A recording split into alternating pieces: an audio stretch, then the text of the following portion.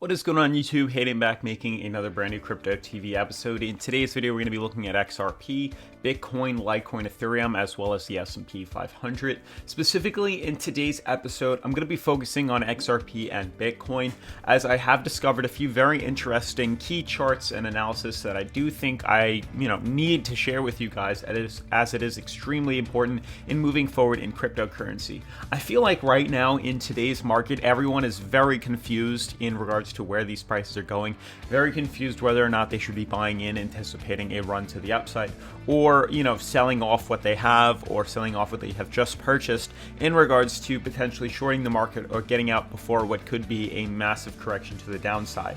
Now, these are some very, very, very plausible situations that most likely will happen in crypto within the next couple of months, and I do think it is without further ado that we discuss these here on the channel.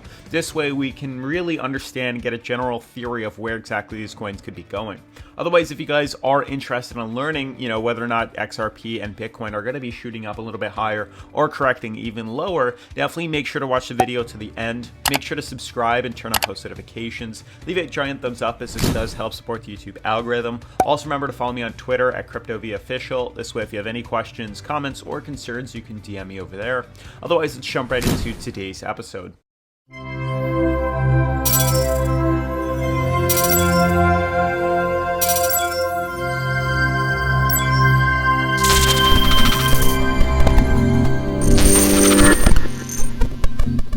Alright guys, so really, before I jump into this video specifically, also once again, huge shout out to everybody subscribing to the channel. We just broke 24,000 subscribers, on our way to 25,000, and we've done so in such a short period of time. So I'm super excited to see where this channel is going to grow to, because obviously I have a few good things coming from the channel that I know will definitely be a surprise to everyone else. But really, to jump right into this video, I have a few Twitter tweets that I want to show you guys. And I did just see this from, looking at other different crypto analysts and watching Twitter and learning about other things, just to seek more information and make sure to share with my audience. Yesterday's video did really well, almost 8,000 views, probably a little over in the next couple of hours, basically talking about why you shouldn't sell your XRP. And I really don't think you should until you see what I have to say in today's video, and then make your educated decision if you do plan on selling out. I've actually been asked by a few people whether or not they should be selling their cryptocurrencies, specifically XRP, right now. Granted that the market did just drop in XRP, but my understanding in the market is, why sell at a loss, especially if you're just hodling. If you're literally just holding on to money and it just happens to go a little bit lower than where it was before, it doesn't make sense to sell off in a loss. That's the way you lose. Just, hold it out. That's the point of hodling. Hold on for dear life. So I want to show you guys a few things right now. These are some very interesting charts that I found on Twitter. This is from JanCap. Hopefully you guys can see it up there. Basically, this chart shows some very interesting things. It's in referral to the all-time of Bitcoin's thermocap multiple. It's the current multiple at 14.7. That's where we currently are, 14.7. And historically, when above 16, the price always peaked within 2 months. The price of increase is about 3 to 4.5 times, which is pretty big if you ask me. So notice in the past right now, we've seen some very interesting movements. Over the course of history, we have the current price of Bitcoin and the thermocap multiple. So notice when the thermocap multiple did manage to shoot up above the level of 16, the price usually decided to trigger just as quickly. So it happened here, and it happened here. It also had happened back in 2018, where the price shot up just as quickly. Now notice since then, we've had all of 2018, we've had 2019, we've had 2020, all just consolidating much lower than that 16 multiple that we were discussing.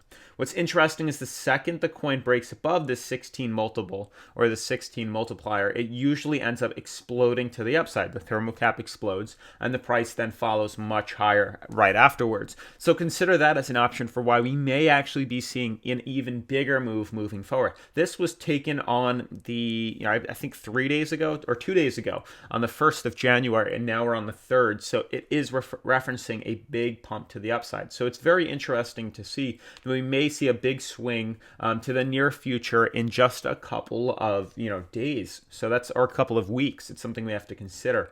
The next thing to show you guys is what the Bitcoin cumulative return after halving per epoch is. Basically, this is in reference to every halving that we've had and kind of what is expected and anticipated afterwards. And these show the different epochs that we've had: the 2012 to 2016, 2016 to 2020, and now this one will be 2020 to 2024 in reference to the 4-year movements. So you can see basically the first one we've ever had was right here. Notice kind of where each year kind of breaks out to and when it happens. So notice this actually decided to take a big run right here, and this wasn't too long after the halving. You can see right here, these are days after the halving. So about a year after the halving, it then exploded.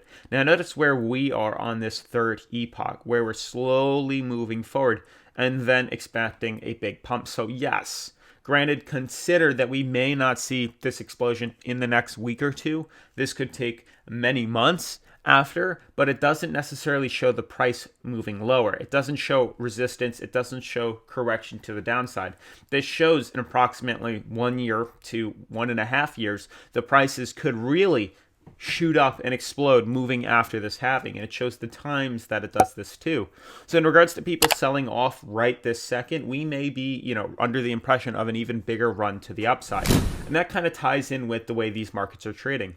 Understand, when Bitcoin did decide to shoot up and explode to the upside, granted now we're at $34,000, when Bitcoin went from 10,000 to 20,000, like I said yesterday, that was a 100% gain. That was huge. But from the coin to go from 20 to 30, that's only 50%. From 30 to 40 would be 50% again, so it would be a total of 100. So to see the same movements, we would have to see the coin shoot up to $40,000 and then continue to pump higher, which I really don't forecast not happening. I do believe these coins are going to happen. There's a lot of things riding on this coin that in the future, in the next couple of months, we could really anticipate big price rallies and big price surges to $40,000, $50,000, $60,000 within Bitcoin. Obviously, if we do see that, I believe volume will flow back into the market and we will see it enter XRP and these other cryptocurrencies as well.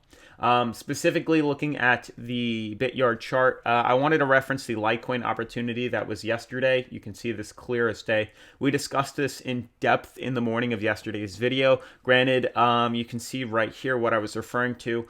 Granted, yesterday I did say there was a 70-30% chance that we were going to drop, which didn't happen, which is fine. But I mentioned basically as simple as this. I mentioned based on, being overbought, being slightly overextended on the MACD and anticipating a correction to the downside, a bearish cross. I anticipated the fact that we would see a short, but I said with much concern that there was a huge resistance clearly at 130 and a huge support clearly at 123. And regardless of the direction that I, gave my weather forecast, it was guaranteed to see some sort of big volume induction the second we saw confirmation above those lines. And as you can see, yesterday's candle not only broke above here, it closed closer to 136, even buying in at 136 at the confirmation closing above resistance.